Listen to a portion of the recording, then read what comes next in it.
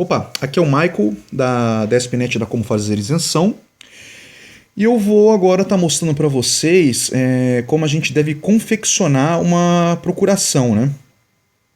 Essa procuração é uma procuração particular, tá? Tem diferença, né, entre a procuração pública, que é aquela procuração onde você vai no cartório e, enfim, você é um valor, nem sei, acho que custa uns R$ 100 mais ou menos, uma procuração mais ampla. Enfim, onde a pessoa ela representa alguém em várias instâncias, né? E tem a procuração bem mais específica para processos administrativos, que é a procuração particular, né? É a procuração que os meus parceiros aí da DSPnet eles usam aí no dia a dia, né? Enfim, eu creio que todo empresário na área de isenção, essa procura que ele utiliza, que é uma procuração simples, barata, onde você pega os dados do cliente, o cliente ele assina e vai no cartório e simplesmente o gasto dele é reconhecer firma normalmente por autenticidade, né? Então é uma procuração barata e extremamente útil aí para que seja possível você representar o cliente, você fazer o seu trabalho nas repartições públicas. Eu vou usar o sistema DSPnet para poder gerar uma procuração, né, no ambiente de testes, que vocês também têm acesso, apenas para poder falar sobre aspectos da procuração. Essa procuração você não precisa, enfim, fazer igual, ou você também não precisa de um sistema para poder você ter a procuração. Você pode fazer ela num Word mesmo, ou usando o Google Drive, né, o Google Docs, para você fazer a procuração sem nenhum tipo de problema. Ela é bem simples, só que ela é essencial para o teu trabalho, tá? Então eu vou entrar aqui no sistema DSPnet, no ambiente de testes, e eu vou pegar um caso qualquer aqui, deixa eu ver, esse Carlos Afonseca, e vamos pegar uma procuração, inclusive já com logotipo. Você pode colocar um logotipo na sua procuração particular, tá? Ok, então vamos lá. Coisas que tem que ter na procuração. Você não precisa escrever pessoa física, tá? Pode ser só procuração. Procuração particular eu ainda nunca vi, mas geralmente o pessoal faz procuração ou procuração pessoa física, né? Então, assim, olha lá.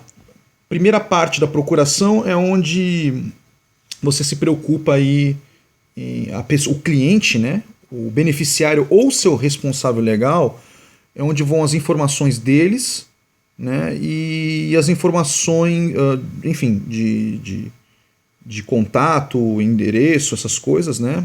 Identidade. Essa fica na primeira parte, tá? Então lá. Por esse instrumento particular de procuração, né? Instrumento particular, como eu falei, né? Uma procuração particular. O Carlos Afonseca, tá? Documento de identidade devidamente escrito no CPF, olha lá. Identidade e CPF do beneficiário. Endereço do beneficiário, tá? Olha lá. Rua ou avenida ou praça, enfim, número, complemento. O bairro, a cidade, o estado, né? O CEP dele, endereço completo. E aqui é opcional, tá? Porque se o beneficiário ele não responde por si, por ser menor, ou às vezes ele interditado, né?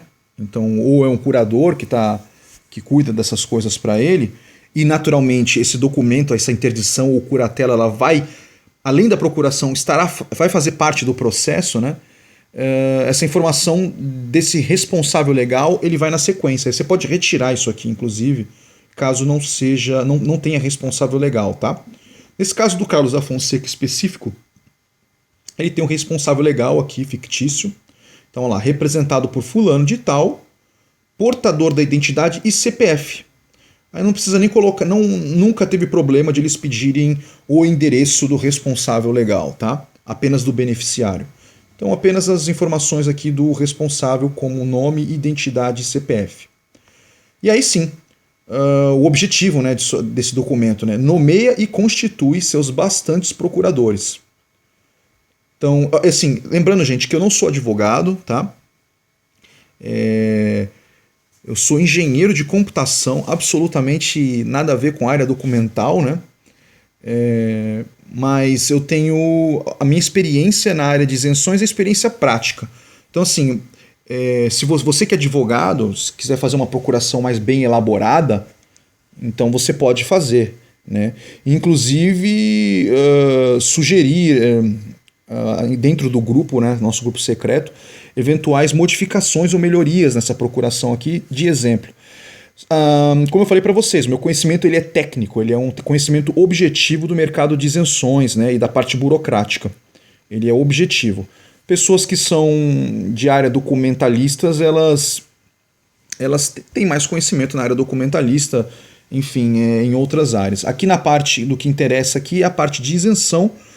E essa procuração, o modelo de procuração que eu mostro no curso, ele sempre é baseado nos modelos dos meus parceiros, né? Então, assim, os meus parceiros, quando eles começam a trabalhar comigo, eles apresentam: olha, Michael, essa aqui é a procuração que eu utilizo. Tá? Então, assim, sempre que o parceiro ele vem com uma procuração, eu pego o melhor daquela procuração, tá? E eu coloco as características. Se eu ver, pô, peraí, a procuração que eu uso no sistema é uma procuração mais bem elaborada, eu mostro pro meu parceiro: olha, eu tenho uma procuração mais completa, né? É uma procuração baseada nas melhores práticas do mercado, porque eu tenho muitos parceiros e esses parceiros, eles que me ajudaram a construir essa procuração. Então, assim, se você usar essa procuração como exemplo, e eu aconselho que você faça isso, tá? Ela é uma procuração bem completa e baseada nas melhores práticas do mercado. Agora, claro, mais pra frente eu vou mostrar para vocês algumas nuances que podem ter aí dependendo da região, né? Então eu vou explicar melhor nas próximas partes. Enfim, a segunda parte da procuração são os procuradores, né? As pessoas que... os colaboradores do escritório, né? Às vezes apenas você que está começando um negócio sozinho, como home office, vai aparecer o teu nome aqui, a identidade e seu CPF, né? Apenas nome, identidade e CPF do procurador nessa parte aqui. Na sequência, eu vou mostrar onde você tem que dizer onde você fica, né? Então você pode separar essa parte para ficar mais claro para o fiscal, enfim, quem tiver cuidando do processo, comparar as informações suas e com a procuração. E na sequência, e onde você fica, né? Seu endereço. Então aqui no caso, ó, é fictício, né? Existe um nome de uma pessoa aqui, mas de repente pode ser o dono do escritório com seus colaboradores, né? Então todos situados no endereço comercial, né?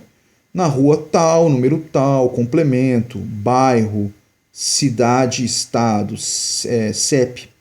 Aqui uma coisa importante, tá? Telefone e e-mail. Telefone e e-mail a gente tem percebido que é muito importante que tenha na procuração, porque o objetivo, os fiscais mais experientes, eles sabem que aquilo é uma prestação de serviço, e se eles tiverem alguma dúvida ou quiserem pedir algum tipo de documento, eles não vão pedir para o beneficiário, porque o beneficiário ele contratou alguém especialista no assunto, porque subentende-se que ele não só não tenha tempo de fazer esse processo, né, como ele não tenha expertise. Então o fiscal ele vai entrar em contato com você, então você tem que ajudar ele a entrar em contato com você através de telefone e e-mail. Assim você facilita a sua vida e não fica colocando o beneficiário como intermediário de uma coisa que é você que vai fazer. Por exemplo, o fiscal entra em contato com o Carlos Afonseca aqui, pedindo um documento, que aí aquele negócio de telefone sem fio, né? Ele não entendeu direito o que estava se pedindo e passou para você já a informação corrompida, e aí você não consegue atender ele. Então, entre os experts no assunto, né? Fiscal e o prestador de serviço. Enfim, os endereços, aqui o telefone e CPF, e aí aqui a informação de procurador, né? Para representar o outorgante, né? A pessoa que está outorgando, né? Dando os poderes, né? Para você, perante onde? Agora sim, os locais onde você vai atuar para representá-lo e o que você vai poder fazer em cada lugar, tá? Então vamos lá. Nesse caso, essa procuração genérica, ó, nas unidades da Secretaria da Receita Federal do Brasil, até aí serve para você, né, em qualquer região do país. Para fazer isenção, você vai ter que fazer isenção de IPI. a isenção completa, né, se for o caso. Lá, Instituto Nacional de Seguridade Social, INSS. Por que o INSS está aqui? Porque às vezes você, dependendo da situação, o seu cliente ele está com algum problema. Um dos checklists da Receita Federal é verificar se você for contribuinte individual ou empregado, verificar se você está regular no INSS, né? Se você, enfim, não tem nenhum débito, não tem nada em aberto, ou se tem alguma informação, enfim, qualquer tipo de irregularidade na Previdência Social. Então, você vai ter que ir lá e resolver. E aí, com essa procuração aqui, se for o caso, você mesmo vai poder ir lá e resolver para o seu cliente, tá? Secretaria da Fazenda, aí aqui você pode colocar o seu estado, aqui está o estado de São Paulo, e aqui a sigla que é utilizada em São Paulo, Cefaz. Outro lugar também, só que quem trabalha em São Paulo, geralmente próximo da Grande São Paulo, né? Tem que ir fazer alguma coisa, né? Departamento de Operação do Sistema Viário, DSV, da Prefeitura de São Paulo, unidade do Detran, Ciretran.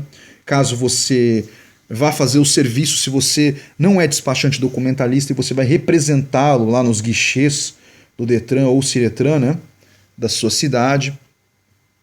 Com a finalidade, olha lá que interessante, aqui são os lugares, tá? Então, os lugares onde ele vai representar. Na sequência, o que ele vai poder fazer? O que a procuração dá de poder para a pessoa que está recebendo os poderes, né? Com a finalidade de dar entrada, dar entrada no processo, pedir e ter vistas do processo. Então, assim, se tiver alguma, tá faltando tal coisa, ou foi mal preenchido tal formulário, deixa eu dar uma olhada, né? Deixa eu levantar o processo. Então, isso é importante, você poder verificar o processo. Assinar requerimentos, tá? Caso seja permitido. Existem formulários, ou dependendo da região, que eles permitem que um procurador assine pelo beneficiário ou mesmo pelo responsável legal, tá? Então é bom você ter essa informação. Adotar procedimentos para regularizar a pendência. Então, caso esteja algum problema, você pode resolver, pegar um documento e anexar no processo, enfim, né? Tomar ciência e atender intimações. Então, você poder receber, você vai lá no posto, lá na unidade, fala assim, você não pode estar recebendo informação, porque você não tem esse poder, né? Não foi te otorgado esse poder de tomar ciência de algo, se está parado o processo, se ele está correndo bem, ou existe uma intimação que tem que ser atendida, você ter acesso a essa intimação, extremamente importante. E aí você entregar os documentos para regularizar, fazer juntada, né? Efetuar pesquisa da situação fiscal, solicitar e retirar cópia do processo, né? Às vezes você, enfim, vamos supor que o cliente te deu algum documento ou em outro processo se fez necessário um documento que não está na tua posse e você não precisaria estar pedindo para o teu cliente estar te disponibilizando, e você pode ir lá e ter acesso à cópia, né? No processo, né? Que está dentro do processo. Tendo acesso a todos os documentos deles constantes, né? Inclusive a declaração do imposto de renda da pessoa física, que vai estar no processo, eventuais débitos, atualizar cadastros, dar entrada no registro de veículo, lá, no caso de você fazer o serviço por ele como particular, sem contratar despachante. O despachante não precisa se preocupar com isso, porque ele tem uma procuração presumida, né, na área dele. Documentos assinados em nome do outorgante, quaisquer documentos que se façam necessários. Solicitar, caso haja necessidade, a certidão de negativa de débitos, CND. Isso aqui dá para conseguir pela internet, tá? Extratos previdenciários, tá? Solicitar boletim de pagamento de taxa referente ao processo de registro de veículo, no caso que for fazer a parte do Detran, né?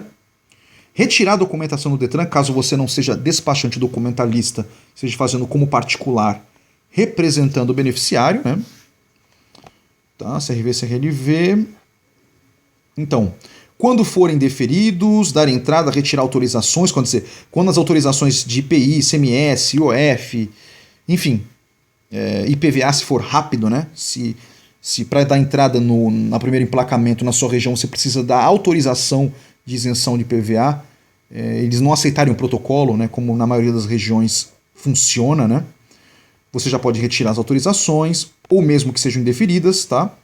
E aí, para quê, né? Quais são autorizações? Aquisição de IPI, IOF, ICMS, IPVA, tá? Isenção de rodízio de São Paulo, no caso é o exemplo de São Paulo. E aí o finalzinho, a frase final, enfim, tudo mais praticar para o bom e fiel desempenho do presente mandato, podendo inclusive subestabelecer no todo em partes. Isso aqui é muito importante, tá? Vamos supor que você tenha um novo colaborador, tá? E, por exemplo, a Josiane é tua colaboradora e ela saiu, não trabalha mais com você, tá? Só que aí você está com uma outra pessoa trabalhando que não faz parte dessa procuração nesse processo e você quer que essa pessoa faça o acompanhamento do processo, retire, enfim. Aí você vai fazer uma nova procuração onde você vai subestabelecer, ou seja, você vai criar uma procuração para esse colaborador passando esses poderes para ele. Então você tem o poder de dar repassar esses poderes para uma outra pessoa, tá? Então, basicamente, esse é o subestabelecer no todo ou em partes, a procuração inteira, né? Ou o cara vai fazer só o Detran, o Ciretran, ou o cara ou a pessoa, a menina que vai trabalhar para mim e não está na procuração original, vai dar entrada só no ICMS, né? Isso aqui é muito importante porque, por exemplo, você pode de repente, enfim, tá numa região e você precisa, de repente, um motoboy fazer o serviço para você. O colaborador está doente, você precisa dar entrada naquele dia, e aí você contrata um motoboy, enfim, uma empresa que já trabalha para você, onde tem lá os funcionários, as pessoas que costumam levar processo para você emergenciais, e você subestabelecer poderes, fazendo com que essa pessoa tenha poder de fazer aquele serviço específico para você. Por isso que é importante essa parte de subestabelecer, tá? Local e data. Assinatura do outorgante, né, que seria o beneficiário, caso ele possa se representar, ou o responsável legal. Tá? Eu aconselho que em toda procuração você coloque uma observação, instruções extras, né, para a pessoa que vai reconhecer firma, por exemplo. Né? Então aqui, ó, reconhecer firma. No caso de São Paulo, basta o reconhecimento por semelhança, tá? É aceito em todos os órgãos, exceto se você for dar entrada no Detran. No Detran, aí exige que seja reconhecido firma por autenticidade, firma autêntica. E aqui, recentemente me pediram isso, então virou uma boa prática, né? Acabei colocando aqui, colocar uma validade na procuração, porque tem... Enfim, a pessoa está te dando poderes, e se não tiver data de validade, você tem esses poderes para sempre, né? Subentende-se que seja assim, ou pelo menos o que tiver o que rege a legislação no que tange à procuração particular. E isso já gerou alguns tipos de desconforto. Tem gente que é mais conhecida da lei, gente que é mais cautelosa, e aí pergunta, poxa, e quando é que não deveria valer apenas durante o procedimento, né? Então me pediram uma época para colocar 2 anos, né? O prazo de validade da procuração. E eu achei por bem colocar 1 ano a mais por causa do IOF. Porque o IOF ele é um processo, a autorização do IOF, né, após a emissão da nota fiscal, você tem 3 anos para ficar com o carro. Então, se nesse meio de tempo acontecer alguma coisa, enfim, você tenha que fazer alguma coisa referente ao processo de IOF, essa procuração pode ser aproveitada. Então eu achei que 3 anos é o ideal, né, para isso, né? Apesar de que o IOF conta da emissão da nota fiscal, e essa procuração vai ser assinada às vezes 6 meses antes, né? 6 meses antes de emitir a nota fiscal, dependendo do tempo de demora na sua região. Mas assim, enfim, eu achei por bem 3 anos. Uma pessoa me pediu 2 anos, eu coloquei 3 anos, eu achei interessante. Isso aqui pode ser mudado, isso aqui você pode mudar, e mais, você não é obrigado a colocar isso aqui. Isso aqui é apenas uma boa prática. Uma boa prática no mercado, tá bom? E aí você, enfim, aqui nesse caso do sistema, ele já gera, baseado nas informações de cadastro de cliente e de colaborador, né? Então ele já gera a procuração para essa região em 3 vias.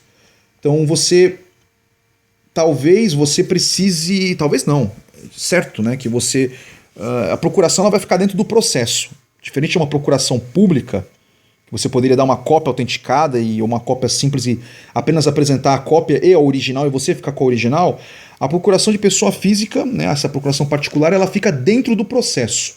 Tá? Ou, por exemplo, na Receita Federal, ela digitaliza essa procuração aqui, então você pode voltar com a original, ela digitaliza o processo inteiro. Então aí não haveria necessidade, né? Mas aqui em São Paulo geralmente me pedem 3 vias. Tá? Uma via vai ficar presa no processo, supostamente ficaria, né, no processo de IPI, como eu falei para vocês, é digitalizado, né, e no IOF também.